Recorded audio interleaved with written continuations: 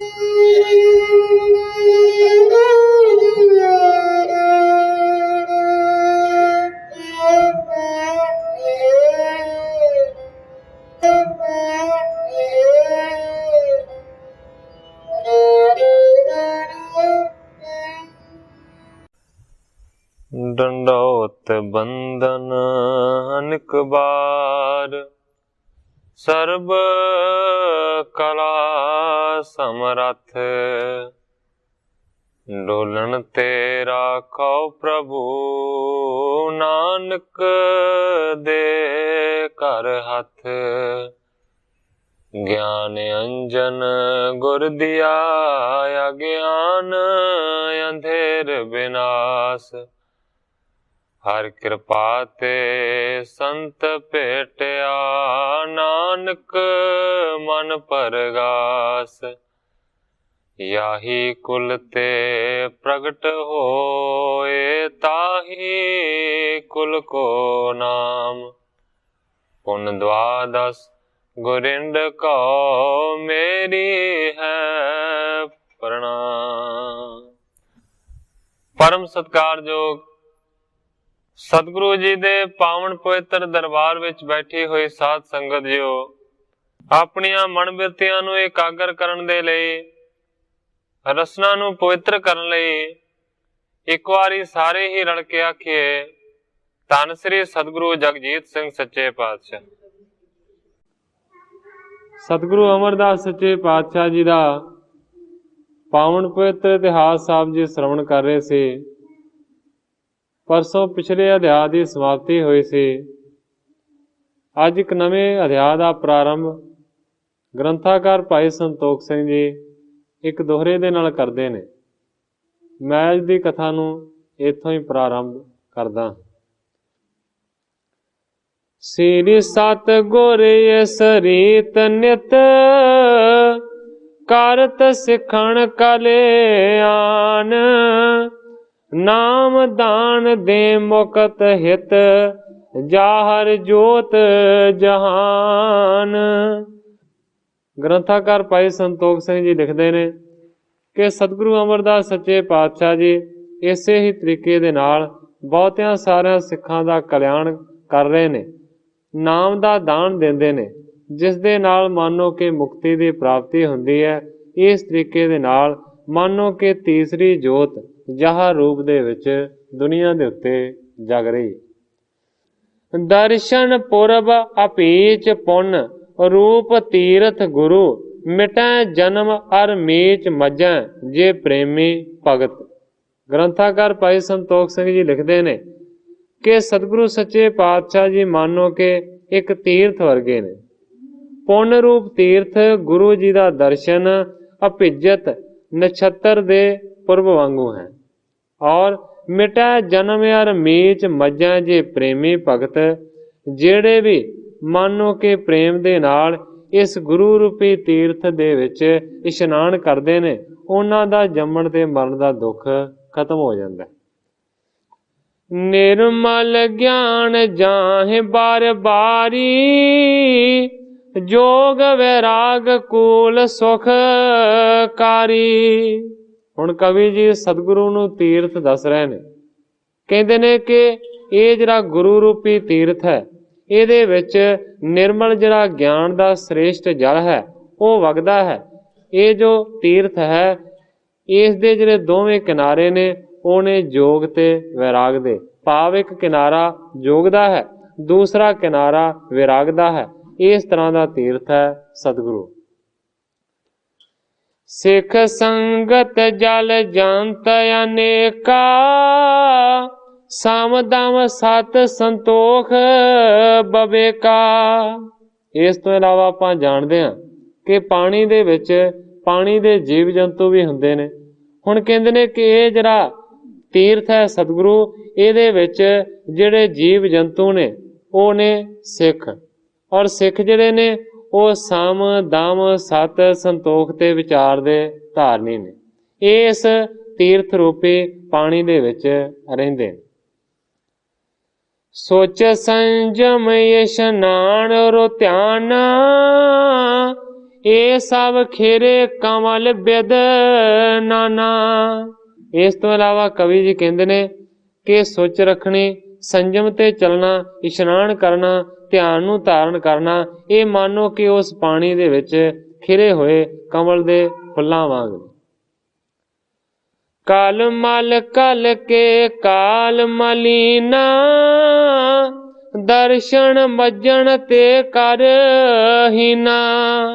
ਜਿਹੜੇ ਕਲਯੁਗ ਦੀ ਕਾਲੀ ਮੈਲ ਦੇ ਨਾਲ ਕਾਲੇ ਹੋਏ ਹੋਏ ਨੇ, ਜਿਹੜੇ ਮਲੀਨ ਹੋਏ ਹੋਏ ਨੇ, ਉਹ ਇਸ ਸਤਿਗੁਰੂ ਰੂਪੀ ਤੀਰਥ ਦੇ ਉੱਤੇ ਆਣ ਕੇ ਇਹਦੇ ਵਿੱਚ ਇਸ਼ਨਾਨ ਕਰਦੇ ਨੇ ਔਰ ਕਹਿੰਦੇ ਨੇ ਕਿ ਉਹਨਾਂ ਦੇ ਜਿਹੜੇ ਕੀਤੇ ਹੋਏ ਪਾਪ ਨੇ ਨਾ, ਉਹ ਖਤਮ ਹੋ ਜਾਂਦੇ ਨੇ।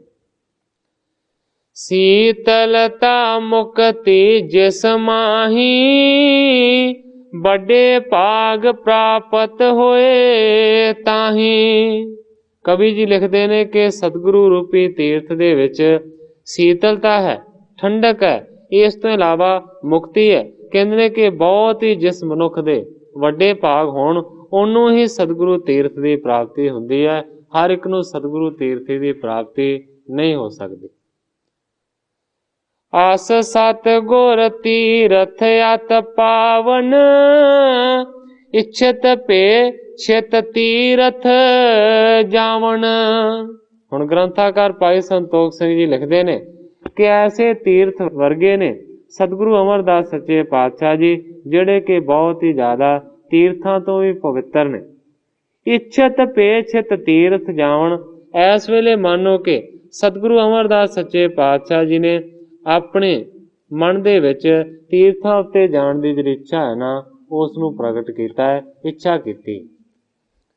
ਅਕਬਰ ਆਪਣੇ ਦੀਨ ਵਿੱਚ ਸੀ ਪੱਕਾ ਰਹਿੰਦਾ, ਪਰ ਸਭ ਮੱਤਾਂ ਵਿੱਚ ਸੀ ਦਿਲਚਸਪੀ ਲੈਂਦਾ। ਸੁਣਿਆ ਉਸਨੇ ਗੁਰੂ ਦਾ ਮੁੱਖ ਮੰਤਵ ਸਾਰਾ, ਸਮਝ ਗਿਆ ਉਹ ਸਿੱਖ ਮਤ ਹੋਰਾਂ ਤੋਂ ਨਿਆਰਾ। ਉਹ ਜਾਣ ਗਿਆ ਗੁਰ ਤੀਸਰਾ ਕਰ ਰਿਹਾ ਭਲਾਈ, ਇਸ ਲਈ ਨੀਤ ਗੁਰੂ ਦੀ ਉਸ ਆਪ ਸਲਾਹੀ। ਉਸਨੇ ਗੁਰੂ ਤੋਂ ਯਾਤਰਾ ਦਾ ਕਰ ਹਟਾਇਆ, ਜਿਹੜਾ ਕੇਵਲ ਹਿੰਦੂਆਂ ਤੇ ਗਿਆ ਸਿਲਾਇਆ। ਜਦ ਵੀ ਤੀਰਥ ਯਾਤਰਾ ਸਣ ਹਿੰਦੂ ਕਰਦੇ, ਜਦ ਵੀ ਤੀਰਥ ਯਾਤਰਾ ਸਣ ਹਿੰਦੂ ਕਰਦੇ, ਉਹ ਇੱਕ ਖਾਸ ਮਸੂਲ ਸੀ ਸਰਕਾਰ ਨੂੰ ਭਰਦੇ। ਦਾਨ ਸਿੰਘ ਜੀ ਕੋਮਲ ਲਿਖਦੇ ਨੇ ਕਿ ਜਦੋਂ ਵੀ ਕੋਈ ਹਿੰਦੂ ਤੀਰਥਾਂ ਦੀ ਯਾਤਰਾ ਕਰਿਆ ਕਰਦਾ ਸੀ ਤੇ ਉਹਨਾਂ ਤੋਂ ਖਾਸ ਕਿਸਮ ਦਾ ਇੱਕ ਟੈਕਸ ਲਿਆ ਜਾਂਦਾ ਸੀ, ਇੱਕ ਕਰ ਉਗਰਾਇਆ ਜਾਂਦਾ ਸੀ, ਜਿਹਦਾ ਨਾਂ ਸੀ ਜੇਜੀਆ। ਹਰ ਇੱਕ ਹਿੰਦੂ ਨੂੰ ਜੇਜੀਏ ਦਾ ਕਰ ਅਦਾ ਕਰਨਾ ਪੈਂਦਾ ਸੀ ਜੇਕਰ ਉਹ ਤੀਰਥਾਂ ਤੇ ਜਾਂਦਾ ਸੀ। ਹੁਣ ਦਾਨ ਸਿੰਘ ਜੀ ਕੋਮਲ ਲਿਖਦੇ ਨੇ ਕਿ ਸਤਿਗੁਰੂ ਸੱਚੇ ਪਾਤਸ਼ਾਹ ਜੀ ਦੀ ਨੀਅਤ ਤੋਂ ਜਾਣੂ ਹੋ ਗਿਆ ਸੀ ਅਕਬਰ ਬਾਦਸ਼ਾਹ, ਇਸ ਕਰਕੇ ਉਹਨੇ ਜੇਜੀਏ ਦਾ ਜਿਹੜਾ ਕਰ ਹੈ ਨਾ, ਸਤਿਗੁਰਾਂ ਤੋਂ ਹਟਾ ਦਿੱਤਾ ਸੀ।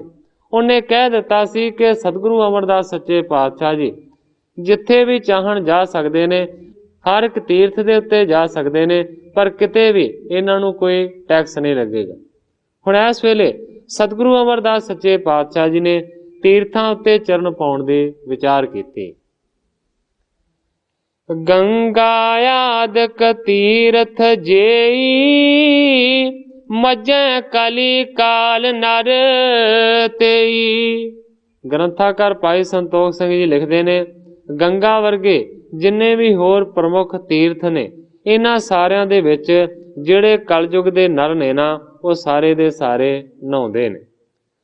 ਅਣਗਨ ਪਾਪ ਤਜੈ ਤਿਨ ਮਾਹੀ, ਤਿਨ ਕੋ ਭਾਰ ਸਹਾਰਤ ਨਾਹੀ। ਕਵੀ ਜੀ ਕਹਿੰਦੇ ਨੇ ਕਿ ਜਦੋਂ ਕਲਯੁਗ ਦੇ ਜੀਵ ਇਹਨਾਂ ਤੀਰਥਾਂ ਦੇ ਉੱਤੇ ਜਾ ਕੇ ਇਸ਼ਨਾਨ ਕਰਦੇ ਨੇ ਤੇ ਉਹਨਾਂ ਦੇ ਅਨੇਕਾਂ ਤਰ੍ਹਾਂ ਦੇ ਜਿਹੜੇ ਪਾਪ ਨੇ ਨਾ, ਉਹ ਉਹਨਾਂ ਤੀਰਥਾਂ ਦੇ ਵਿੱਚ ਹੀ ਰਹਿ ਜਾਂਦੇ ਨੇ। ਫਿਰ ਉਹਨਾਂ ਪਾਪਾਂ ਦੇ ਭਾਰ ਨੂੰ ਉਹ ਜਿਹੜੇ ਤੀਰਥ ਨੇ ਨਾ, ਉਹ ਸਹਾਰ ਨਹੀਂ ਸਕਦੇ।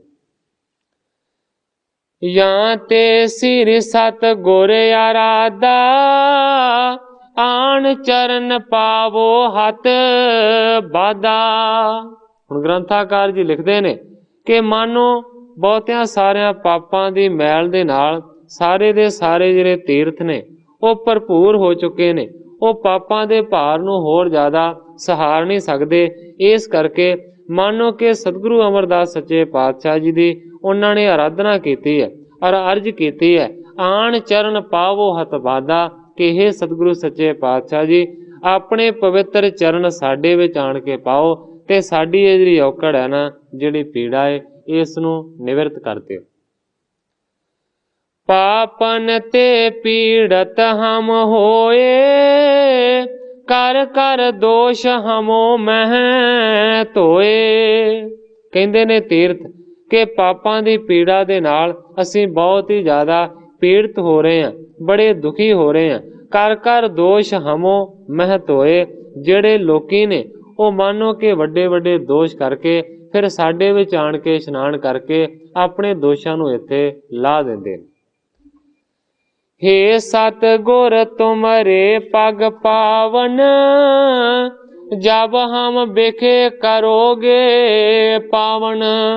ਹੁਣ ਸਾਰੇ ਦੇ ਸਾਰੇ ਤੀਰਥ ਸਤਿਗੁਰੂ ਅਮਰਦਾਸ ਸੱਚੇ ਪਾਤਸ਼ਾਹ ਜੀ ਦੇ ਚਰਨਾਂ ਦੇ ਵਿੱਚ ਅਰਜ ਕਰਦੇ ਨੇ ਕਿ ਇਹ ਸਤਿਗੁਰੂ ਸੱਚੇ ਪਾਤਸ਼ਾਹ ਜੀ, हे ਪਾਵਨ ਪਵਿੱਤਰ ਜੀ, ਜਦੋਂ ਤੁਹਾਡੇ ਪਵਿੱਤਰ ਚਰਨ ਸਾਡੇ ਵਿੱਚ ਪੈਣਗੇ, ਤਤਿਛਿਨ ਹਮ ਸਭ ਹੋਏ ਸੁਖਾਰੇ, ਆਵੋ ਤੂਰਨ ਕਰੁਣਾ ਤਾਰੇ। ਉਸੇ ਵੇਲੇ ਅਸੀਂ ਸਾਰੇ ਦੇ ਸਾਰੇ ਤੀਰਥ ਪਵਿੱਤਰ ਹੋ ਜਾਵਾਂਗੇ ਔਰ ਜਿਹੜੇ ਪਾਪ ਨੇ ਸਾਡੇ ਵਿੱਚ ਜਿਹੜੇ ਲੋਕਾਂ ਨੇ ਲਾ ਦਿੱਤੇ ਨੇ ਉਹ ਖਤਮ ਹੋ ਜਾਣਗੇ, ਅਸੀਂ ਸੌਖੇ ਹੋ ਜਾਵਾਂਗੇ। ਇਸ ਕਰਕੇ ਤੂਰਨਤਾ ਨੂੰ ਧਾਰਨ ਕਰਕੇ, ਕਾਲੀ ਨੂੰ ਧਾਰਨ ਕਰਕੇ ਛੇਤੀ ਤੋਂ ਛੇਤੀ ਸੱਚੇ ਪਾਤਸ਼ਾਹ ਸਾਡੇ ਕੋਲ ਆਵੋ, ਕਿਉਂਕਿ ਗੁਰਬਾਣੀ ਵੀ ਇਸ ਗੱਲ ਦੀ ਗਵਾਹੀ ਦਿੰਦੀ ਹੈ ਕਿ ਸਤਿਗੁਰੂ ਜਿਹੜਾ ਹੈ ਨਾ ਉਹ ਤੀਰਥਾਂ ਨੂੰ ਪਵਿੱਤਰ ਕਰਨ ਵਾਲਾ ਹੈ।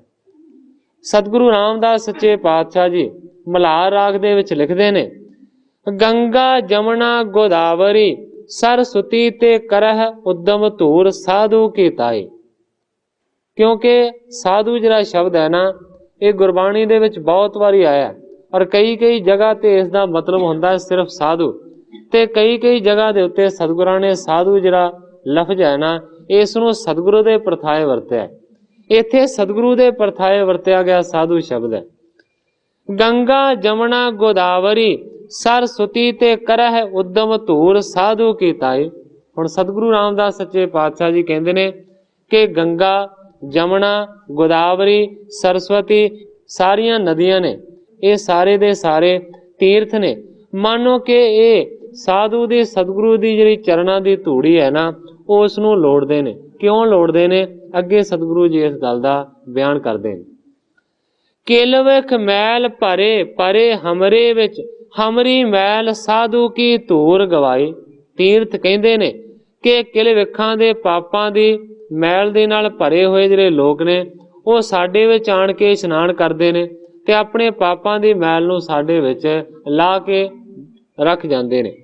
ਹਮਰੀ ਮੈਲ ਸਾਧੂ ਕੀ ਧੂਰ ਗਵਾਈ।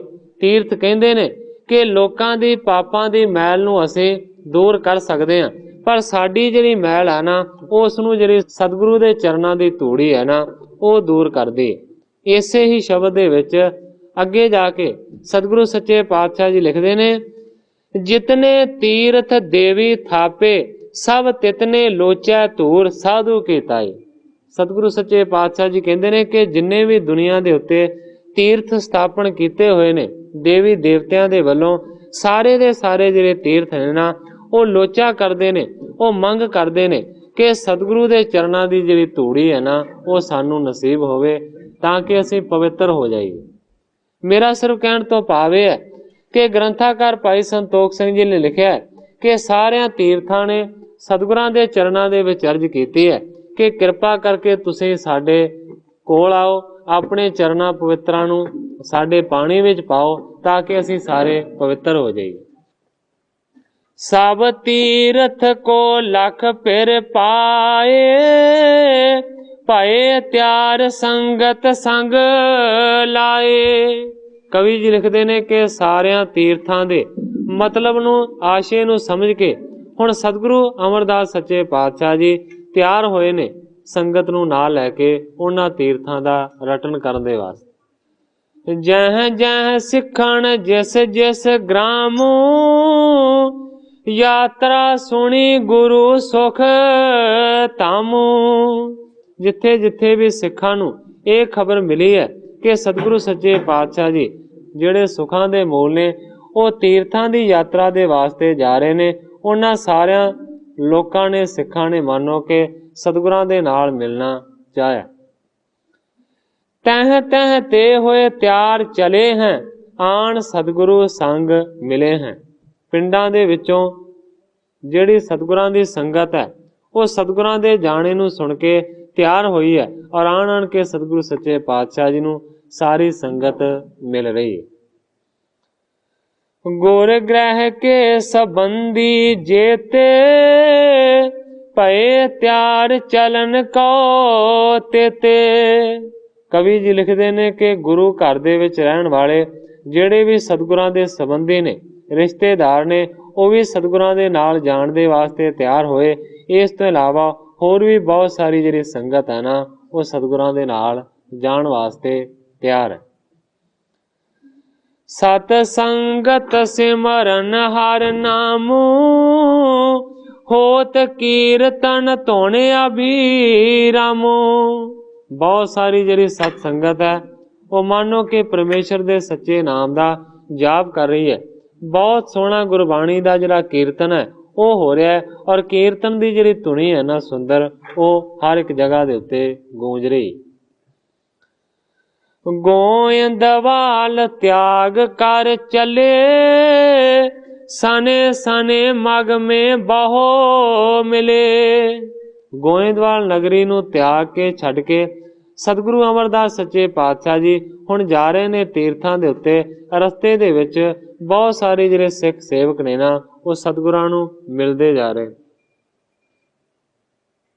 ਇੱਕ ਤੋ ਨਿਤ ਗੁਰ ਦਰਸ਼ਨ ਕਰੈ ਕੀਰਤਨ ਸੁਣੈ ਅਗਨ ਪਰ ਹਰੈ।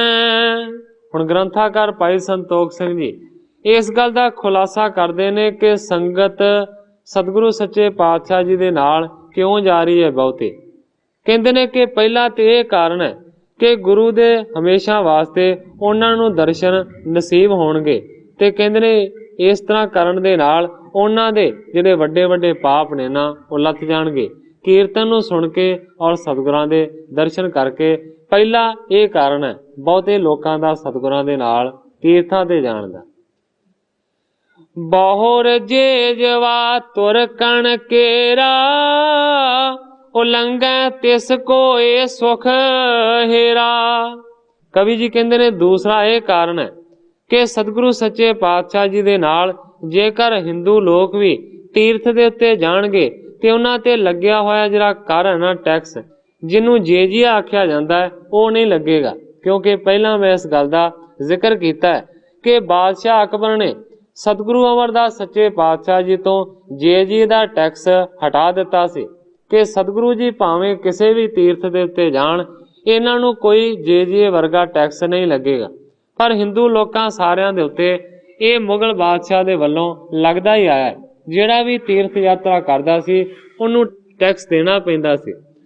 ਹੁਣ ਕਵੀ ਜੀ ਲਿਖਦੇ ਨੇ ਕਿ ਦੋ ਕਾਰਨ ਨੇ ਬਹੁਤੇ ਸਾਰੇ ਲੋਕਾਂ ਦੇ ਜਾਣ ਦੇ ਸਤਿਗੁਰਾਂ ਦੇ ਨਾਲ। ਪਹਿਲਾ ਕਾਰਨ ਇਹ ਹੈ ਕਿ ਸਤਿਗੁਰਾਂ ਦੇ ਦਰਸ਼ਨ ਨਸੀਬ ਹੋਣਗੇ, ਕੀਰਤਨ ਸੁਣਨ ਨੂੰ ਮਿਲੇਗਾ। ਦਰਸ਼ਨ ਕਰਕੇ ਤੇ ਕੀਰਤਨ ਕਰਕੇ ਉਹਨਾਂ ਦੇ ਵੱਡੇ ਜਿਹੜੇ ਪਾਪ ਨੇ ਨਾ ਉਹ ਦੂਰ ਹੋ ਜਾਣਗੇ। ਦੂਸਰਾ ਕਾਰਨ ਇਹ ਲੋਕਾਂ ਨੇ ਸੋਚਿਆ ਕਿ ਜੇਕਰ ਸਤਿਗੁਰਾਂ ਦੇ ਨਾਲ ਤੀਰਥਾਂ ਦੀ ਯਾਤਰਾ ਕਰਾਂਗੇ ਤਾਂ ਸਾਨੂੰ ਵੀ ਟੈਕਸ ਨਹੀਂ ਲੱਗੇਗਾ ਜਿਸ ਤਰ੍ਹਾਂ ਕਿ ਸਤਿਗੁਰਾਂ ਨੂੰ ਨਹੀਂ ਲੱਗਦਾ। ਇਹ ਦੂਸਰਾ ਕਾਰਨ। ਜਾਂ ਤੇ ਮਿਲੈ ਸੰਗ ਬੜ ਪਾਗੇ ਚੱਲੇ ਜਾਤ ਰਸ ਪ੍ਰੇਮ ਸੋ ਪਾਗੇ। ਗ੍ਰੰਥਾਕਾਰ ਭਾਈ ਸੰਤੋਖ ਸਿੰਘ ਜੀ ਲਿਖਦੇ ਨੇ ਕਿ ਇਸ ਕਰਕੇ ਬਹੁਤੇ ਸਾਰੇ ਜਿਹੜੇ ਵੱਡੇ ਭਾਗਾਂ ਵਾਲੇ ਨੇ ਉਹ ਸਤਿਗੁਰੂ ਦੇ ਨਾਲ ਆਣ ਕੇ ਮਿਲੇ ਨੇ ਔਰ ਪ੍ਰੇਮ ਦੇ ਵਿੱਚ ਭਿੱਜੇ ਹੋਏ ਸਤਿਗੁਰੂ ਸੱਚੇ ਪਾਤਸ਼ਾਹ ਜੀ ਦੇ ਨਾਲ ਚਲੇ ਜਾ ਰਹੇ ਨੇ। ਇਸ ਤਰੀਕੇ ਦੇ ਨਾਲ ਸਤਿਗੁਰੂ ਸੱਚੇ ਪਾਤਸ਼ਾਹ ਜੀ ਤੀਰਥ ਯਾਤਰਾ ਦੇ ਵੱਲ ਜਾ ਰਹੇ ਨੇ। ਸਿੱਖੀ ਦੇ ਪ੍ਰਚਾਰ ਦਾ ਤੱਕ ਚੰਗਾ ਮੌਕਾ ਸਤਿਗੁਰ ਜਾਣਾ ਚਾਹਿਆ ਕੁਰਖੇਤਰ ਗੰਗਾ। ਇਸ ਲਈ ਕੀਤੀ ਉਹਨਾਂ ਨੇ ਸੀ ਆਪ ਤਿਆਰੀ ਅਕਬਰ ਨੂੰ ਵੀ ਪੁੱਜ ਗਈ ਇਹ ਖਬਰ ਸੀ ਸਾਰੀ। क्योंकि उसी समझदा सिख कौम न्यारी, जारी कीता हुक्म सी उस एक सहकारी। सतगुर उत्ते कोई भी महसूल न होवे, सिखां तो भी जागात वसूल न होवे। आम हिंदुआं विच जां ਇਹ खबर सी होई, सतगुरु नू ना लगना महसूल है कोई। कई सी हिंदू यात्री संग सतगुर चले, कई पिछुआ मिल पे कई राह विच रले। सबना इंज महसूल तो सी जान बचाई, रौनक होई गुरु नाल सी दूण सवाई। रौनक होई गुरु नाल सी दूण सवाई। दान सिंह जी कोमल कहते ने कि बहुतिया सारिਆਂ ਨੂੰ इस गल का पता लगा सी कि सतगुरां ਨੂੰ कोई कर नहीं लगना, कोई महसूल नहीं लगना। इस करके बहुते सारे लोग सतगुरां दे नाल आण के मिल गए सन। उलंग बेपासा सलता सारे, देश दुआबे बीच पधारे। ग्रंथाकार भाई संतोख सिंह जी लिखते ने कि ब्यासा दरिया नूं पार करके सतगुरु अमरदास सच्चे पातशाह जी सारिਆਂ ਦੇ ਸਮੇਤ ਦੁਆਬੇ ਦੇ ਇਲਾਕੇ ਦੇ ਵਿੱਚ ਪਹੁੰਚ ਗਏ। सने सने कर त्याग्यो सारो, सत द्रव को पुन आए निहारो। हौली हौली सतगुरु सच्चे पातशाह जी ने ਦੁਆਬੇ ਦੇ ਇਲਾਕੇ ਨੂੰ ਵੀ त्याग ਦਿੱਤਾ, ਛੱਡ ਦਿੱਤਾ। ਅੱਗੇ ਕਹਿੰਦੇ ਨੇ ਕਿ ਸਤਲੁਜ ਦਾ ਜਿਹੜਾ ਦਰਿਆ ਹੈ ਨਾ, ਉਹ ਆਣ ਕੇ ਦੇਖਿਆ। ਬਹੁਰ ਗੰਭੀਰ ਨੀਰ ਜਿਸ ਮਾਹੀ, ਸਭ ਸੰਗਤ ਮੱਜਣ ਕਰ ਤਾਹੀ। ਸਤਲੁਜ ਜਿਹੜਾ ਦਰਿਆ ਹੈ, ਉਹਦਾ ਜਿਹੜਾ ਪਾਣੀ ਹੈ ਬਹੁਤ ਹੀ ਜ਼ਿਆਦਾ ਗਹਿਰਾ ਹੈ, ਬੜਾ ਗੰਭੀਰ ਹੈ, ਬੜਾ ਡੂੰਘਾ ਹੈ। ਸਾਰੀ ਸਿੱਖ ਸੰਗਤ ਨੇ ਉਸ ਸਤਲੁਜ ਦਰਿਆ ਦੇ ਵਿੱਚ ਇਸ਼ਨਾਨ ਕੀਤਾ। ਚੜ ਕਰ ਧਰੀ ਪਏ ਪੁਨ ਪਾਰੀ, ਗਮਣੇ ਸਤਗੁਰ ਬਹੁਰ ਤਿਆਰੀ। ਇਸ਼ਨਾਨ ਪਾਣੀ ਕਰਨ ਤੋਂ ਬਾਅਦ ਫਿਰ ਬੇੜੀਆਂ ਦੇ ਵਿੱਚ ਬਹਿ ਕੇ ਸਤਗੁਰੂ ਸੱਚੇ ਪਾਤਸ਼ਾਹ ਜੀ ਦੇ ਸਮੇਤ ਸਾਰੇ ਲੋਕ ਉਸ ਦਰਿਆ ਤੋਂ ਪਾਰ ਹੋਏ। ਸਤਗੁਰੂ ਅਮਰਦਾਸ ਸੱਚੇ ਪਾਤਸ਼ਾਹ ਜੀ ਸਾਰਿਆਂ ਤੋਂ ਅੱਗੇ ਜਾ ਰਹੇ ਨੇ ਤੇ ਬਾਕੀ ਸਾਰੇ ਪਿੱਛੇ ਜਾ ਰਹੇ। कब कब बड़वा पर करें प्यान, कब गुर गमन चढ़ पान। कवि जी लिखते ने कि कदे कदे ते सतगुरु अमरदास सच्चे पातशाह जी घोड़ी दी सवारी करके चलते जाते ने ते कदे कदे सतगुरु सच्चे पातशाह जी चंपाण दे उत्ते चढ़ के जाते ने। चंपाण आख्या जाता है पालकी नूं, पर जिहड़ी विशेष रूप दे विच पहाड़ां दे विच वरती जाण वाली पालकी है ना, उहनूं चंपाण आख्या जाता है। सतगुरु सच्चे पातशाह जी कदी घोड़ी ते चढ़ के जाते ने ते कदे फिर पालकी दे विच सिख उहनां नूं कंधियां दे उत्ते चुक लैंदे। शमस श्वेत बहु बृद्ध शरीर, अतिशय सेत धरे बर चीर। कवि जी सतगुरु सच्चे पातशाह जी दे हुलीए दा बयान करते हैं। कहते हैं कि सतगुरु सच्चे पातशाह जी का दाड़ा बहुत ज़्यादा चिट्टा है और सतगुरां दा शरीर बहुत ज़्यादा बिरध है। अतिशय सेत धरे बर चीर, पर सतगुरु सच्चे पातशाह जी ने अपने शरीर के उत्ते जिहड़े कपड़े धारण किए ने वो भी बिल्कुल चिट्टे रंग दे ने। पिछे भी एक जगह के उत्ते ग्रंथाकार भाई संतोख सिंह ने इस गल का जिक्र किया सी कि सतगुरु अमरदास सच्चे पातशाह जी हमेशा वास्ते चिट्टा लिबास धारण करते सन, चिट्टा चोला पहनते सन। हुण कवि जी कहते हैं चिट्टा सुंदर सतगुरां दा दाड़ा है और सतगुरां दे जिहड़े सारे वस्त्र ने ना वो भी चिट्टे रंग दे। सुजास श्वेत बिस्तर विसाला, तथा श्वेत मन है सब काला। चिट्टे रंग नूं हर एक जगह दे उत्ते वखरी वखरी तरह दे नाल बयान कीता है कवि जी ने अपने कविता दे हिसाब दे नाल। चिट्टे रंग दा दाड़ा है। सतगुरु सच्चे पातशाह जी दा सारा लिबास चिट्टा है। इस तो इलावा कवि जी कहते हैं कि सतगुरां दा जिहड़ा चिट्टे रंग दा उज्जल जस है ना, वो हर एक जगह दे उत्ते बहुता ज़्यादा फैलिया होया है। कहते हैं कि जिस तरीके दे नाल चिट्टा जस उज्जल फैलिया होया है हर एक जगह दे उत्ते। इसे ही तरीके दे नाल सतगुरु अमरदास सच्चे पातशाह जी दा जिहड़ा मन है ना वो भी बिल्कुल चिट्टा है। चिट्टे तो भाव है कि काला मन नहीं है, उज्जल मन है, चिट्टा ही मन है और चिट्टा ही जिहड़ा जस है ना वो फैलिया है। हाथ लष्ट का बौ कद छोटा मानो पाए बावन के जोटा। सच्चे पातशाह जी का जिहड़ा कद है वो बड़ा छोटा है और सतगुरां दे हत्थ दे विच एक सोटी फड़ी हुई है। हाथ लष्ट का बार कद छोटा मानो पाए बावन के जोटा। कवि जी लिखते ने कि छोटे कद दे ने, मदरे कद दे ने सतगुरु अमरदास सच्चे पातशाह जी। मानो कि इस तरह लगता है कि जिवें 52 अवतार दे जोटीदार होण। क्योंकि इतिहासां दे विच आपां पढ़िआ कि सतयुग दे विच 52 अवतार ने रूप नूं धारण कीता और वो बहुत ज़्यादा छोटा सी। सतगुरु सच्चे पातशाह जी दे हिसाब दे नाल 52 उंगलां कद हुंदा है 52 चंदन दे बूटे दा। 52 उंगलां दे कद दा पंडित बन के 52 अवतार ने अपने रूप नूं धारण कीता।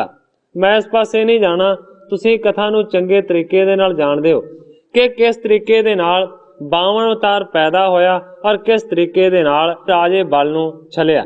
गुरबाणी दे विच पाठ आउंदा है, सतयुग तै माणियो छलियो बल 52 पायो। सतगुरु सच्चे पातशाह जी लिखदे ने कि हे परमेश्वर, सतयुग दे विच तूं 52 अवतार नूं धारण कीता ते फिर राजे बल नूं छलिया। मेरा सिर्फ कहण तो भाव है कि ग्रंथाकार भाई संतोख सिंह जी उसे गल दा प्रमाण दिंदे ने कि छोटे कद दे ने। मानो कि इस तरह लगता है कि जिवें 52 अवतार दे जोटीदार होण। इस तरह दा सतगुरां दा कद है।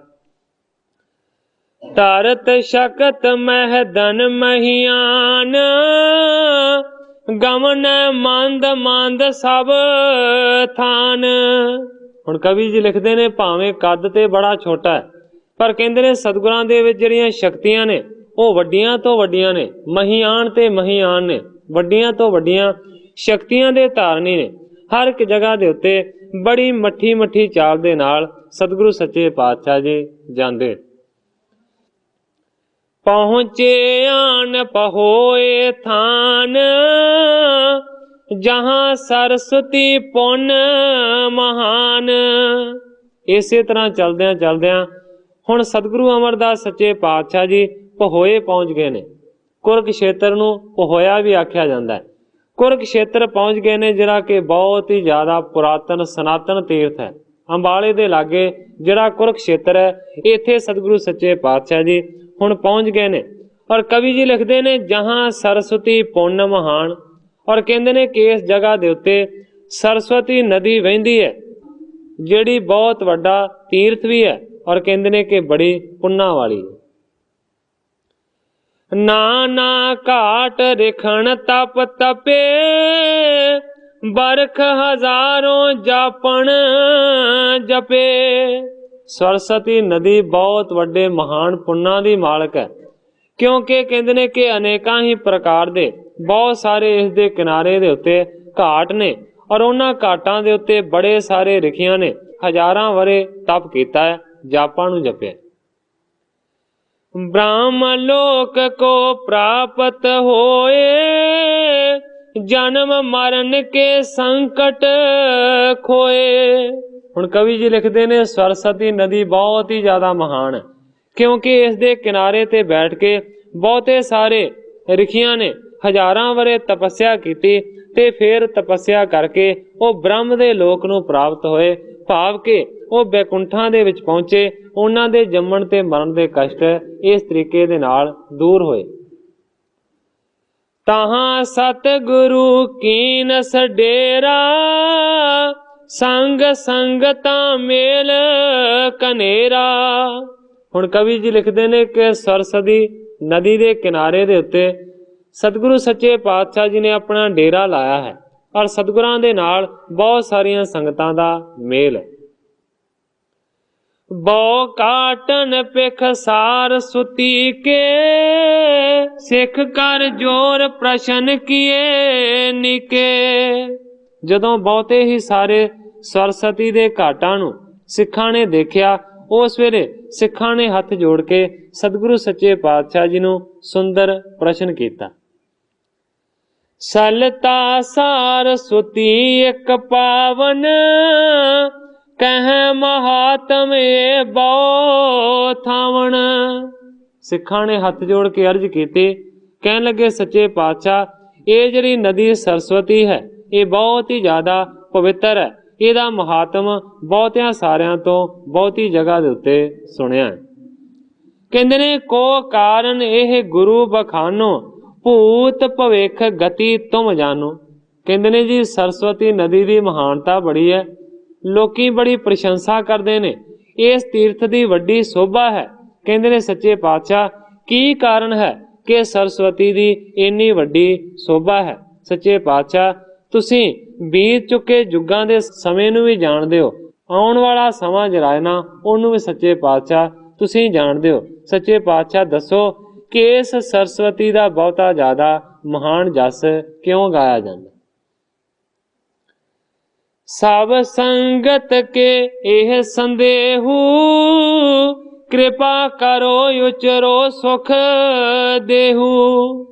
ਸਿੱਖਾਂ ਨੇ ਅਰਜ਼ ਕੀਤੀ ਹੈ ਸੱਚੇ ਪਾਤਸ਼ਾਹ, ਹੋਰ ਵੀ ਦੁਨੀਆ ਦੇ ਉੱਤੇ ਬੜੀਆਂ ਨਹਿਰਾਂ ਵਗਦੀਆਂ ਨੇ, ਪਰ ਕਿਸੇ ਵੀ ਨਹਿਰ ਦਾ ਇੰਨਾ ਜਿਹੜਾ ਮਹਾਤਮ ਹੈ ਉਹ ਨਹੀਂ ਗਣਿਆ ਜਾਂਦਾ। ਸਰਸਵਤੀ ਦਾ ਇੰਨਾ ਮਹਾਤਮ ਕਿਉਂ ਗਣਿਆ ਜਾਂਦਾ? ਸੱਚੇ ਪਾਤਸ਼ਾਹ ਸਾਡੇ ਮਨ ਦੇ ਵਿੱਚ ਇਸ ਗੱਲ ਦੀ ਸ਼ੰਕਾ ਹੈ, ਸੰਦੇਹ ਹੈ। ਕਿਰਪਾ ਕਰਕੇ ਸੱਚੇ ਪਾਤਸ਼ਾਹ ਦੱਸੋ ਕਿਉਂ ਇਸ ਤੀਰਥ ਦੀ ਬਹੁਤੀ ਜ਼ਿਆਦਾ ਮਹਾਨਤਾ ਹੈ।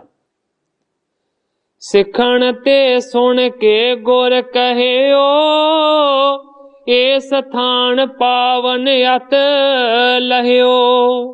ਸਤਿਗੁਰੂ ਅਮਰਦਾਸ ਸੱਚੇ ਪਾਤਸ਼ਾਹ ਜੀ ਨੇ ਆਪਣੇ ਸਿੱਖਾਂ ਨੂੰ ਬਚਨ ਕੀਤਾ, ਕਹਿੰਦੇ ਨੇ ਹੇ ਭਾਈ ਸਿੱਖੋ, ਇਹ ਜਿਹੜਾ ਤੀਰਥ ਹੈ ਨਾ ਇਹ ਬਹੁਤ ਹੀ ਜ਼ਿਆਦਾ ਪਵਿੱਤਰ ਹੈ, ਇਹ ਜਗ੍ਹਾ ਬਹੁਤ ਹੀ ਜ਼ਿਆਦਾ ਮਹਾਨ ਪੁੰਨਾਂ ਵਾਲੀ। ਕਹਿੰਦੇ ਨੇ ਪ੍ਰਥਮ ਜੁਗਣ ਸਮਰੱਥ ਸਭ ਜੀਵ, ਤਨ ਪਰ ਸੰਕਟ ਸਹਿਬੋ ਕੇਵ। ਕਹਿੰਦੇ ਨੇ ਕਿ ਕਲਯੁਗ ਤੋਂ ਪਹਿਲੇ ਜਿਹੜੇ ਯੁੱਗ ਸਨ, ਉਹਨਾਂ ਯੁੱਗਾਂ ਦੇ ਵਿੱਚ ਜਿਹੜੇ ਜੀਵ ਸਨ ਉਹ ਬਹੁਤ ਹੀ ਜ਼ਿਆਦਾ ਸਮਰੱਥ ਸਨ, ਭਾਵ ਕਿ ਆਪਣੇ ਸਰੀਰ ਦੇ ਉੱਤੇ ਉਹ ਬਹੁਤੇ ਸਾਰੇ ਸੰਕਟਾਂ ਨੂੰ ਸਹਿਣ ਕਰ ਸਕਦੇ ਸਨ, ਔਰ ਇਸੇ ਤਰੀਕੇ ਦੇ ਨਾਲ ਉਹਨਾਂ ਨੇ ਸੰਕਟਾਂ ਨੂੰ ਸਹਿਣ ਕੀਤਾ ਵੀ। ਵਿਸ਼ਵਾਮਿਤਰ ਆਦ ਰਿਖ ਕਣੇ, ਕੀਨਸ ਤਪ ਕੁਛ ਜਾਹਿ ਨਾ ਗਿਨੇ। ਕਹਿੰਦੇ ਨੇ ਸੱਚੇ ਪਾਤਸ਼ਾਹ ਕਿ ਵਿਸ਼ਵਾਮਿੱਤਰ ਵਰਗੇ ਬਹੁਤ ਵੱਡੇ ਵੱਡੇ ਰਿਖੀਆਂ ਨੇ ਇਸ ਜਗ੍ਹਾ ਤੇ ਆਣ ਕੇ ਤਪ ਦੀ ਘਾਲਣਾ ਕੀਤੀ। ਕਹਿੰਦੇ ਨੇ ਗਿਣੇ ਨਹੀਂ ਜਾਂਦੇ ਕਿ ਕਿੰਨੇ ਹੀ ਵਿਸ਼ਵਾਮਿੱਤਰ ਦੇ ਬਰਾਬਰੀ ਦੇ ਰਿਖੀਆਂ ਨੇ ਇਸ ਜਗ੍ਹਾ ਦੇ ਉੱਤੇ ਤਪੱਸਿਆ ਕੀਤੀ। ਏਕ ਸਮੇਂ ਦੱਖਣ ਕੇ ਮੁਨ ਗਨ, ਆਏ ਤਪ ਸਾਧਨ ਬਾਛਤ ਮਨ। ਸਤਿਗੁਰੂ ਅਮਰਦਾਸ ਸੱਚੇ ਪਾਤਸ਼ਾਹ ਜੀ ਕਹਿੰਦੇ ਨੇ ਕਿ ਇੱਕ ਵੇਲੇ ਦੀ ਘਟਨਾ ਦਾ ਮੈਂ ਬਿਆਨ ਕਰਦਾ ਹਾਂ। ਸੱਚੇ ਪਾਤਸ਼ਾਹ ਜੀ ਕਹਿੰਦੇ ਨੇ ਕਿ ਇੱਕ ਸਮੇਂ ਦੱਖਣ ਦੀ ਦਿਸ਼ਾ ਦੇ ਵਿੱਚੋਂ ਬਹੁਤੇ ਸਾਰੇ ਜਿਹੜੇ ਮੁਨੀ ਸਨ, ਤਪ ਦੀ ਸਾਧਨਾ ਕਰਨ ਦੇ ਵਾਸਤੇ ਇਸ ਸਰਸਵਤੀ ਦੇ ਕਿਨਾਰੇ ਦੇ ਉੱਤੇ ਪਹੁੰਚੇ। 48 ਕੋਸ ਵਿੱਚ ਫਿਰੇ, ਬੈਠ ਬਥਾਨ ਕਹੂ ਨਾ ਨਿਹਰੇ। ਜਿਹੜੇ ਦੱਖਣ ਦੇ ਵਿੱਚੋਂ ਤਪੱਸਿਆ ਕਰਨ ਦੇ ਵਾਸਤੇ ਇਸ ਸਰਸਵਤੀ ਨਦੀ ਦੇ ਕਿਨਾਰੇ ਪਹੁੰਚੇ, ਸਤਿਗੁਰੂ ਜੀ ਕਹਿੰਦੇ ਨੇ ਕਿ 48 ਕੋਹ ਤੱਕ ਉਹ ਆਸੇ ਪਾਸੇ ਫਿਰੇ, ਪਰ ਕਹਿੰਦੇ ਨੇ ਕੋਈ ਵੀ ਘਾਟ ਉਹਨਾਂ ਨੂੰ ਸਖਣਾ ਨਹੀਂ ਮਿਲਿਆ, ਜਿਸ ਜਗ੍ਹਾ ਦੇ ਉੱਤੇ ਕਿਨਾਰੇ ਤੇ ਬੈਠ ਕੇ ਉਹ ਆਪਣੇ ਤਪ ਦੀ ਸਾਧਨਾ ਕਰ ਸਕਣ। ਤਪੱਸੀ ਗਣ ਕੀ ਭੀੜ ਵਿਸਾਲਾ, ਜਹ ਕਹਿ ਕਰਤ ਘਾਲਣਾ ਘਾਲਾ। ਕਿਨਾਰੇ ਕਿਨਾਰੇ ਦੇ ਉੱਤੇ ਬੈਠ ਕੇ ਬਹੁਤ ਸਾਰੇ ਜਿਹੜੇ ਤਪਸਵੀ ਸਨ ਉਹ ਕਿਨਾਰੇ ਇਸ ਸਰਸਵਤੀ ਦੇ ਬੈਠ ਕੇ ਤਪ ਕਰ ਰਹੇ ਸਨ, ਬਹੁਤ ਵੱਡੀ ਘਾਲਣਾ ਨੂੰ ਘਾਲ ਰਹੇ ਸਨ। ਕਹਿੰਦੇ ਨੇ ਕਿ 48 ਕੋਹਾਂ ਦੀ ਦੂਰੀ ਤੱਕ ਪਹੁੰਚੇ, ਪਰ ਕਿਤੇ ਵੀ ਜਗ੍ਹਾ ਖਾਲੀ ਨਹੀਂ ਹੈ। ਮਾਨੋ ਕਿ ਸਰਸਵਤੀ ਦਾ ਕੋਈ ਵੀ ਕੰਢਾ ਖਾਲੀ ਨਹੀਂ ਹੈ, ਹਰ ਇੱਕ ਜਗ੍ਹਾ ਦੇ ਉੱਤੇ ਤਪੱਸਿਆ ਕਰੀ ਜਾ ਰਹੇ ਨੇ ਰਿਖੀ ਲੋਕ। ਜਬ ਸਥਾਨ ਕਿਤਹੁ ਨਹੀਂ ਪਾਇਓ, ਸਾਰਸਵਤੀ ਕੋ ਤਬੇ ਤੇ ਆਇਓ। ਹੁਣ ਜਿਹੜੇ ਦੱਖਣ ਦੇ ਵਿੱਚੋਂ ਮੁਨੀ ਉਚੇਚੇ ਤੌਰ ਤੇ सरस्वती के किनारे ते बैठ के तप करन दे वास्ते आए सन, उन्हां नूं जगह ना मिली ते फिर उन्होंने कहते ने कि सरस्वती की आराधना की, उन्होंने त्याया। कहियो बेदत होए मन गन संगा, क्या बांछत तुम कहो निसंगा। इस तो बाद कहते ने कि उन्हों की आराधना के उत्ते फिर सरस्वती नदी ने अपना रूप धारण किया, किसी रूप दे विच आण के फिर उसने मुनिया नूं दर्शन दिता ते आख्या, क्या वांछित तुम कहो निसंगा, तुहाडे मन की की लालसा है, की चाह है, मंगो निसंग हो के। तेनो जाचना कीन सुजान, हे देवी देव बैठन थान।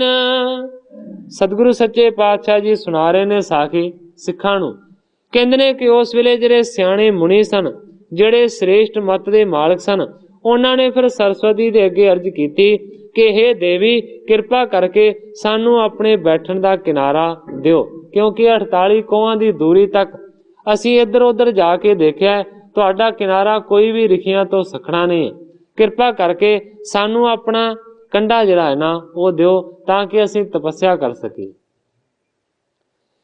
तावे सलता मुन गन हेत, हटी कोस दोए बेग समेत। उस वेले सतगुरु सच्चे पातशाह जी कहते ने कि जिहड़ी सरस्वती नदी है, कहते ने कि 2 कोहां की दूरी के उत्ते होर ज्यादा फैली।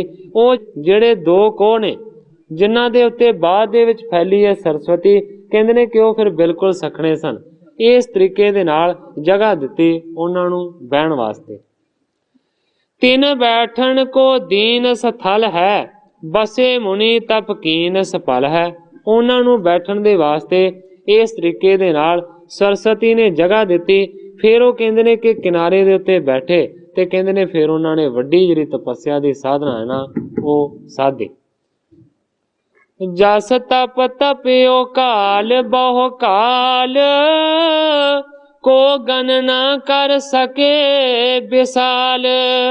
सतगुरु सच्चे पातशाह जी कहते ने कि जिस तरह का तप उन्होंने तपिया, जिस तरह की कालना वड्डी काली, कहते ने कोई भी उसकी गिनती नहीं कर सकता कि कितनी वड्डी उन्होंने तपस्या बह के की। सबकी कथा कहाँ लग कहें, सुनिए एक मन की जमाया है। हुण सतगुरु सच्चे पातशाह सतगुरु अमरदास सच्चे पातशाह जी कहते ने कि बहुते सारे तपी ने, उन्हां दियां वखरियां वखरियां कथावां ने। कहते ने कि सारियां दियां कथावां मैं कित्थों तक बयान करा।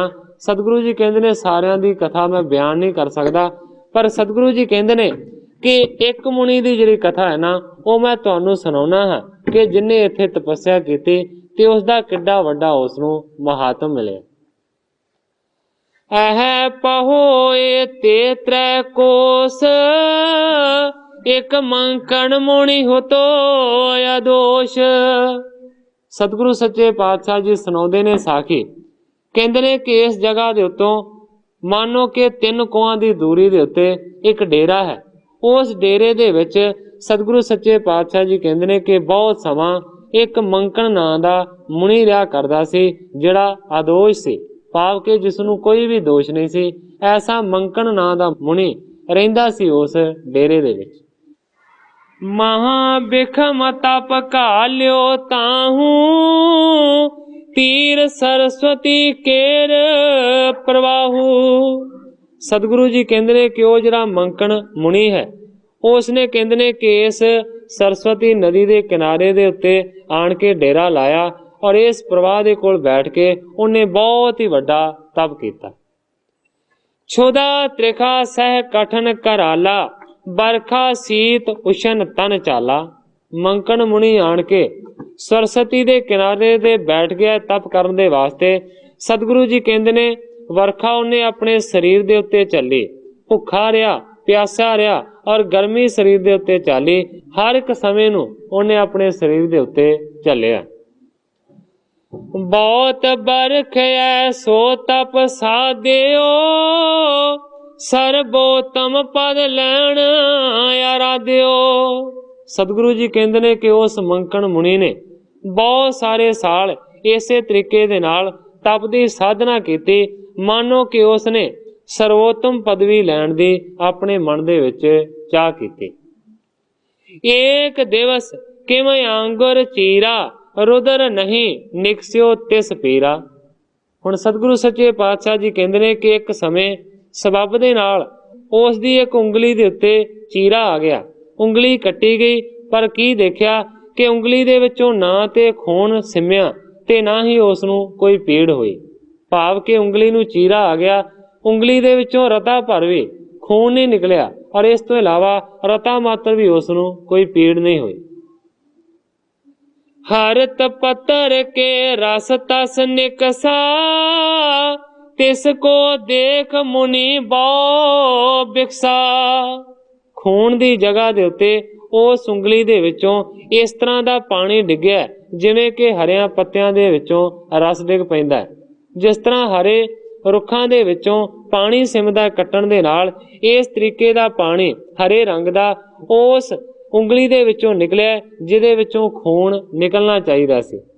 सतगुरु सच्चे पातशाह जी कहंदे ने कि जदों उस मुनि ने इस तरह दा कौतक देखिया, तिसको देख मुनि बहु बिकसा। मुनि इस गल नूं देख के बहुत ही ज्यादा प्रसन्न होया, खुश होया। ऐसो तप मैं तपियो बेसाला, जिस ते तन में रुदर ना चाला। उस वेले मंकण मुनि ने अपने मन दे विच विचारिया कि मैं बहुत ही वड्डा तप साधिया है, इस करके तप दे प्रभाव दे नाल मेरे शरीर दे विचों खून नहीं निकलिया, खून दी जगह दे उत्ते ये हरे रंग दा पानी निकलिया है। मेरा लगदा है कि तप बहुत वड्डी मंजिल दे उत्ते पहुंच गया। मंकण मुनि ने इस तरह विचारिया। जथा हरत दल के रस होए, तथा शरीर बिखै मम जोए। मंकण मुनि ने समझिया कि हुण मेरे शरीर दे विच खून नहीं है, मैं खून दी रफ्तार दे नाल, खून दे जोर दे नाल अपने शरीर नूं नहीं चलाउंदा। भाव कि जिहड़ी विपरीत गल हो गई है। हर एक आदमी खून दे नाल जिउंदा है। जे मनुख दे शरीर दे विचों खून खत्म हो जावे ते मनुख भी खत्म हो जाता है। पर मंकण मुनि ने समझिया कि मेरा तप ही इन्ना महान हो गया, मैं एडा वड्डा तपस्वी हो गया कि खून मेरे शरीर दे विच रता भर भी नहीं है। कितों भी मेरे शरीर नूं जेकर कट्टिया जावेगा ते हरे रंग दा पानी निकलेगा, इस तरह दा मेरा शरीर बन गया। सतगुरु अमरदास सच्चे पातशाह जी ये मंकण मुनि दी साखी सुना रहे ने, जिन्ने वड्डे तप दी साधना कीती, सरस्वती दे किनारे बह गए। इम मन जान अदक उत्साह, पायो तन मैं अस तप माहा। इस तरह की गल विचार के फिर उस मंकण मुनि दे मन दे विच बहुता ही ज्यादा खुशियां दा खेड़ा पैदा होया। उसने तपस्या करनी उसे वेले बंद कर दिती और मन दे विच सोचिया, भायो धन मैं अस तप माहा, मैं ते धनता दे योग हो गया हाँ, मैं ते इन्ना वड्डा तप साधिया। बहुत ज्यादा खुश होया और तपस्या करनी छड़ दी। उठ कर लग्यो नाच वे सो, भुजायो सारत ऊंचा हो। उसे वेले मंकण मुनि उठ के खड़ा हो गया और नचन लग पिया है। अपनियां बाहां उपर चुके वो बहुत खुशी दे नाल नचन लगा। पायन की गत कर कर नाचै, आनंद बिलंद बिखै मन माचै। आनंद दी लहर दे विच मुनि दा जिहड़ा मन है वो मचिया होया, रंगिया होया। इस करके पैरां दी सुंदर गति नूं करके बहुत ज्यादा खुशी दे नाल नचदा जा रहा। तिस ते तप प्रभाव के संग, सब जग नाचन लग्यो उमंग। और सतगुरु अमरदास सच्चे पातशाह जी कहंदे ने, जदों मुनि ने नचना शुरू किया ते कला खुशी दे नाल वो मुनि ही नहीं सी नचदा। कहंदे ने उस वेले सारा जिहड़ा जग है, सारी जिहड़ी दुनिया है, वो ही कहंदे ने कि नचन लग पई। ਉਹਦੇ तप ਦਾ प्रभाव ही इन्ना सी कि जेकर वो नचन लगा तो सारी दुनिया नचन लगी। भूल गए सुध सब व्यवहार, नाचै सब जग अंग सुधार।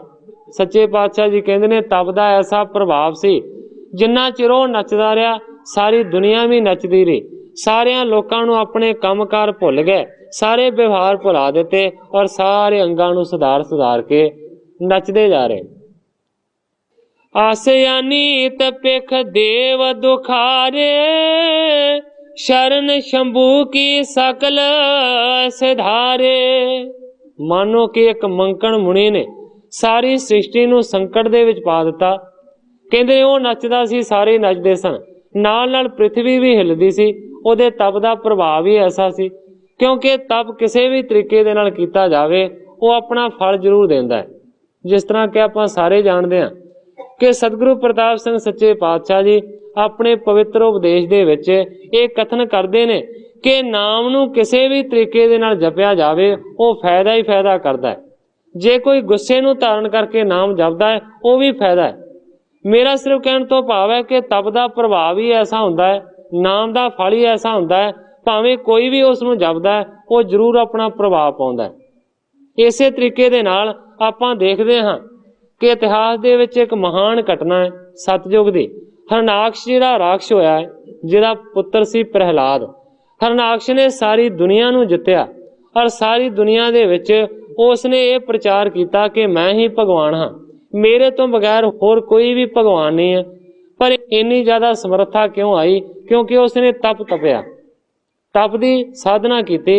इसे ही ग्रंथ दे विच ग्रंथाकार भाई संतोख सिंह ने उस दे तप दे बारे लिखा है कि किन्ना वड्डा उसने तप पहला साधन किया। वो जाके जंगल दे विच तप करन लगा, एक पैर दे उत्ते खड़ा होके बाहां नूं तां करके उन्हें तप तपया। इन्ना ज्यादा तप तपया कि मानो शरीर दा जिहड़ा लहू सी सुक गया, हड्डियां दा पिंजर बन के रह गया। इत्थों तक कवि जी ने उस जगह ते बयान किया है कि बहुत सारियां कीड़ियां ने अपने घर बना ले उस जगह दे उत्ते। इस तरह उसने तप की साधना की। ते जदों इस तरह कुछ होया सी उस वेले भी कवि जी ने लिखा भुचाल आए धरती दे उत्ते, सारी धरती हिलनी शुरू हो गई। मेरा सिर्फ सारी गल कहण तो भाव है कि तप का प्रभाव ही ऐसा हुंदा है, तप भावें कोई भी तपे उहदा फल जरूर मिलदा है। हुण सतगुरु सच्चे पातशाह जी पुरातन साखी सुना रहे ने मंकण मुनि दी कि जदों मंकण मुनि ने खुशी दे नाल नचना शुरू किया ते सारे लोग भी नचन लगे। कहंदे ने धरती भी नचन लगी, वो भी हिलन लगी। जदों सारे बहुत ज्यादा दुखी होए उस वेले वड्डे वड्डे देवतियां ने जाके शिवजी भगवान दे अगे अर्ज की, शंकर करो कृपा पिख जग को, भूल गए सुध नाचन लग को। देवतियां ने प्रार्थना की, हे शंकर भगवान, हे शिवजी महाराज, तुसी करो कृपा, जग दे वल जरा नजर मारो। भूल गए सुध नाचन लागे, सारी दी सारी दुनिया अपनी सुध बुध भुल बैठी है और सारी दी सारी दुनिया देखो मात लोक दे नच रही। तप प्रभाव रिख केर बेसाला, अपरन ते नहीं हटे इस काला। देवतियां ने अर्ज की कि उस मंकण मुनि दे तप दा प्रभाव इन्ना है कि दुनिया दा कोई भी उस दे प्रभाव नूं रोक नहीं सकदा, होर किसे तो भी ये काम नेपरे नहीं चढ़ सकदा। कृपा करके तुसी उस मुनि नूं रोको। करो यो पाव आप अब कोई, जिसते जग स्थिरता होई। कहंदे ने कोई ऐसा उपाय करो, ऐसा यतन करो कि सारी दी सारी दुनिया जिहड़ी हिलदी जा रही है ये स्थिरता दे विच आ जे, ये टिका दे विच आ जे। ऐसा यतन करो। सुनी सुरन की बिनय महानी, शंकर कर विचार सुख दानी। जदों देवतियां ने अर्ज की ते सर्ज नूं सुन के उस वेले शंकर भगवान ने, शिवजी महाराज ने, जिहड़े के सुखां दा दान देने वाले ने, इस तरह कीता। मुनि के मन को लाखियो उत्साहा, तिसे निवारण को चित चाहा। शिवजी ने भी देखा ध्यान नूं धारण करके कि वाकई एक मंकण नां दा मुनि है जिहड़ा नच रहा है ते सारी दुनिया नच रही है। उस वेले फिर कहंदे ने कि उन्हां ने ये उत्साह मन दे विच पैदा कीता कि दुनिया नूं चैन दिवाउणा है, टिका दे विच रखना है ते मंकण मुनि दे मन दे विच जिहड़ा हंकार हो गया है उहनूं दूर करना। अपर पेख को धर गौरीशा, आवत पाजह हो तो मनीषा।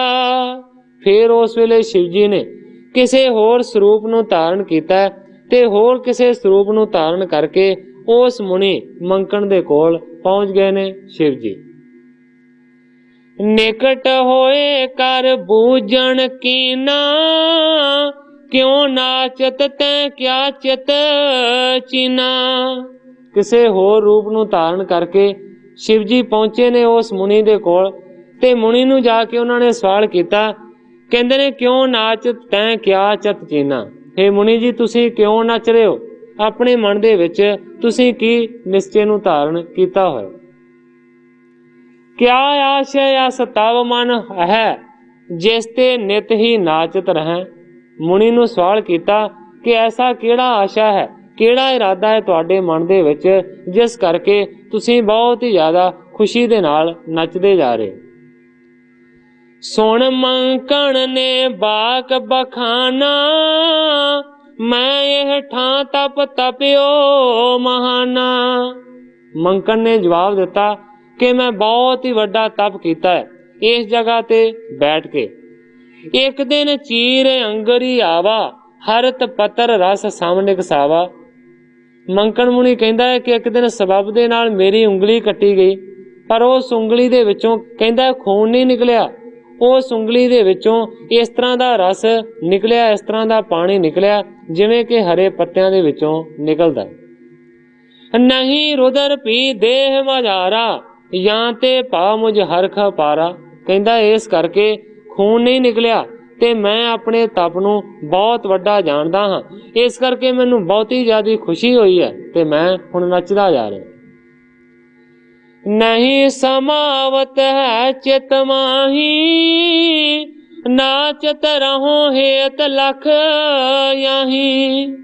उस मंकन ने आख्या कि इस करके ये जिहड़ी वड्डी खुशी है मेरे शरीर दे विच समाउंदी नहीं है, इस करके कहंदा है कि मेरे चित्त दे विच हमेशा वड्डा चाह है ते मैं हमेशा वास्ते नचना शुरू कर दिता है। मानो कि खुशी मेरे हिरदे दे विच अंगां दे विच समाउंदी नहीं है, मैं नच नच के इस नूं अपना जशन बना दिता। सुन शिव ने निज अंगुरी चीरी, निकसी भस्म परी तिस तीरी। जदों मंकण दा जवाब सुनिया उस वेले फिर शिव जी ने अपनी उंगली नूं कट्टिया ते कहंदे ने कि उंगली दे विचों ना खून निकलिया, ना ही हरे पत्तियां वर्गा पानी निकलिया, कहंदे ने कि भस्म निकली। स्वाह दी जिहड़ी धार सी ना वो लागे जा पई उस मंकण मुनि दे। काहे ओ देख तप होवत ऐसो, करियो दिखावण को अब जैसो। जदों शरीर दे विचों शिव जी दे स्वाह निकली उस वेले हैरान होया मंकण मुनि ते शिव जी ने आख्या देख तप ऐसा हुंदा है। कहंदे ने कि पहला खून सुक जांदा है, फिर कहंदे ने हरा रस बन जांदा है ते बाद दे विच कहंदे ने शंकर भगवान जी शिव जी के बाद दे विच ये भी नहीं रहिंदा, स्वाह बन जांदी है। कहंदा देख मेरे शरीर दे विचों स्वाह निकली है, होर कोई भी अंदर चीज नहीं। पीवत पसम रयो नित बन में, अपर अंश कुछ रही न तन में। कहंदा देख हुण मेरे शरीर दे विच सिर्फ स्वाह तो इलावा कुछ भी नहीं है, ना हरे रंग दा पानी है ते ना ही खून है। या ते सब शरीर के माही, बिना भस्म श्रोणत कितना ही। बगैर भस्म तो बगैर स्वाह तो मेरे शरीर दे विच शिव जी भगवान कहंदे ने होर कुछ भी नहीं। तऊ न मुझे अस आनंद आवा, जस तू देख हृदय गर बावा। ते शिव जी भगवान कहंदे ने कि तां भी मेरे मन दे विच इन्ना आनंद नहीं आया कि मैं बहुत ज्यादा हंकार करां ते नचना शुरू कर दियां। कहंदे ने तेरे शरीर दे विचों सिर्फ खून सुक्का है, अजे स्वाह नहीं बनी, अजे हरे रंग दा पानी निकलदा है, पर तू खुशी दे नाल इन्ना ज्यादा हंकारिया गया कि नचना शुरू कर दिता है। मेरे मन दे विच ते ऐसा आनंद नहीं आया कि मैं भी नचन लग जाऊं। सुने बाक अर नैन निहारियो, मुनि मंकन चित चाओ निवारियो। जदों इस तरीके दे नाल शिव जी दे बचनां नूं सुनिया और जो शिव जी ने उंगली कट के उसनूं स्वाह कढ के दिखाई ਉਹਨੂੰ भी देखिया ते मन दे विच फिर उस वेले निराशा पैदा हुई मंकण मुनि दे कि मैं ते कुछ भी नहीं हाँ इस दे अगे। उस वेले कहते हैं कि मंकण मुनि ने अपना जिहड़ा चढ़िया होया चाह सी ना मन नूं उस नूं निवार दिता, खत्म कर दिता। हटियो नाच बेते जग शांति, इस प्रकार मन पाए संगाती। इस तो बाद फिर मंकण मुनि ने नचना खत्म किया, बंद किया। सारे जग दे विच भी शांति वरत गई, सारे दे सारे स्थिरता दे विच आ गए। इस प्रकार मुनि भये संगाते। हुण ये जिहड़ी सारी साखी है ये अपने सिखां नूं सुनाई है सतगुरु अमरदास सच्चे पातशाह जी ने। सतगुरु अमरदास सच्चे पातशाह जी कहते ने, हे मेरे प्यारिओ सिखो, इस तरह के जिहड़े मुनि ने ना इस सरस्वती नदी के किनारे दे उत्ते पैदा होए ने। इन्ना वड्डा प्रभाव है इस वड्डे महान तीर्थ का। इस तरीके दे नाल सतगुरां ने अपनी साखी नूं समाप्त किया। सो समय की समाप्ति है। कल नूं ग्रंथाकार जी जिस तरीके दे नाल इस अगली कथा नूं अगे बयान करनगे, मैं उसे तरह साध संगत दे सन्मुख अर्ज करांगा। अगे जो सतगुरु सच्चे पातशाह जी की रजा होगी उसे तरह वरतेगी। अज इन्नियां ही अर्जां करदा होया मैं इत्थे ही कथा नूं विश्राम दे के सारी साध संगत तो खिमा दा याचना। हे अच्युत हे पार ब्रह्म अविनाशी अगनास, हे पूरन हे सर्ब मैं दुख पंजन गुणतास। हे संगी हे निरंकार हे निर्गुण सब टेक। हे गोविंद हे गुण निधान जाकै सदा विवेक। हे अपरंपर हर हरे है पी होवन हार। हे संता कै सदा संग ने धारा आधार। हे ठाकुर हो दास रो मैं निर्गुण गुण नहीं कोय। नानक दीजै नाम दान राखो हियै परोय। याही कुल ते प्रगट होय ताही कुल को नाम। पुन द्वादश गोरिंद को मेरी है प्रणाम।